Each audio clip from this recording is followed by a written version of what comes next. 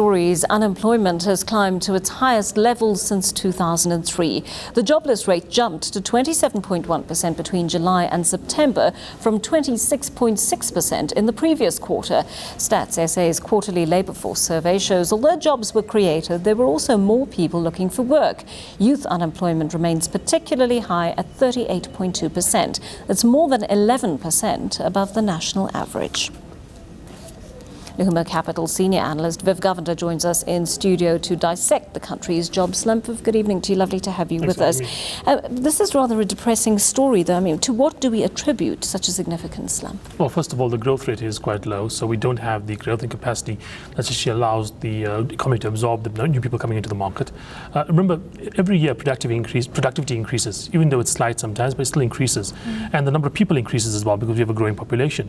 Now, if your GDP is not growing very fast and you have productivity increases and you have population increases, basically what you're going to have over time is a high unemployment rate. It's not as though new jobs are not being created at all.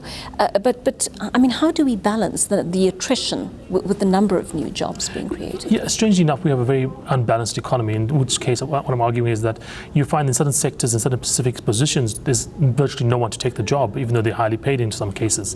And in other sectors, you know, despite being very lowly paid, there's just too many applicants for those jobs. And that's a skills mismatch that has to be worked through with our universities and obviously our secondary and primary schools as well. And considering the troubles we have at universities, that's not a positive there. We just don't have the kind of skills that matches the kind of jobs our country needs at the moment. What we have in this country is an excess of what's normally termed unskilled labor. That means labor without any specific job-related skills. And that large unskilled market is basically finding it very difficult in this current economy where mining is under pressure, where manufacturing is under pressure to find employment. What are the sectors that are growing right now? Well, we do see things like financials, and we do see services, etc., growing, but tend to be in the higher end of things. So you do find, like for instance, certain positions that are especially high-end tech, etc. It's very difficult to find the labor in this country, and you can always see the kind of, if you look at the Sunday Times, you look at some of the other jobs pages out there, and you'll find incredibly high salaries being paid for certain particular skills. But generally, most of the people that are unemployed in this country are unskilled labor without a tertiary education, sometimes without a secondary education, and that basically has a very difficult time finding application in this country. And the real issue at the moment is, if you look at, for instance, like as a college educated, university educated people, the unemployment rate is nowhere near where it is for just people with matric or without matric, in fact. So I mean, in the interim, what do you do? Because those skills are not going to be developed overnight. Do you import that labor? You could import the labor. Look, here's one of the terrible things about labor. It's a very unusual kind of input to production. If you don't basically use it, it gets lost.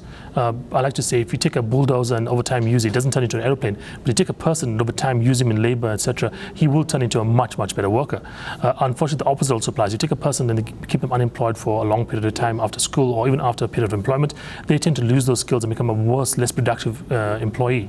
And so we need to maybe have jobs program, but also some of the discussions around a basic income grant may be applicable in South Africa, just because of the fact that realistically we can't expect someone that's been unemployed after basically high school or university for a period of 5 to 10 years to ever find realistic employment in this economy. And that's a very interesting question you raise, because we've expanded our definition of unemployment to include those people who've become discouraged work seekers, haven't we? Oh yeah, I mean, and that's necessary as well. I mean, in other parts of the world where basically if you want a job, chances are within a year or so you will find a job. In this country, there is such a large number of people. I mean, by the expanded definition, we're talking about 4 out of 10 people in the country of the right age, the working population, basically can't find employment, and they have been unemployed for a very long period of time. And like I said, if you look at the statistics, if somebody basically has not found employment a few years after completing education, that education disappears in the employer's mind, because they say you've got a BCom degree but you haven't been employed for 10 years. What does a BCom degree actually mean without actually having used it for 10 years? It basically disappears in terms of its value. And there are people out there who have been unemployed for a long period of time, and the chances of them finding employment, unless we have an incredible uptick in growth, is almost null.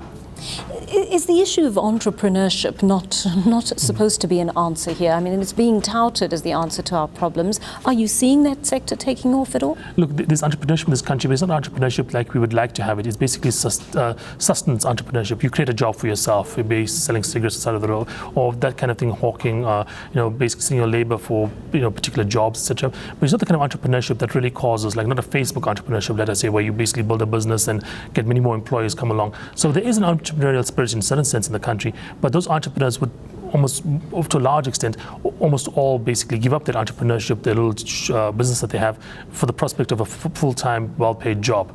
Entrepreneurs in, say, in the Western world, I mean, Mark Zuckerberg wasn't going to give up Facebook to go work in a bank.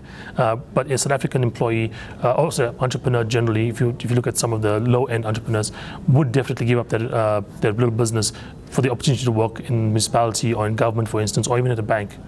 Thank you so much for talking to us this evening. Viv Governor is Lahumo Capital's senior analyst.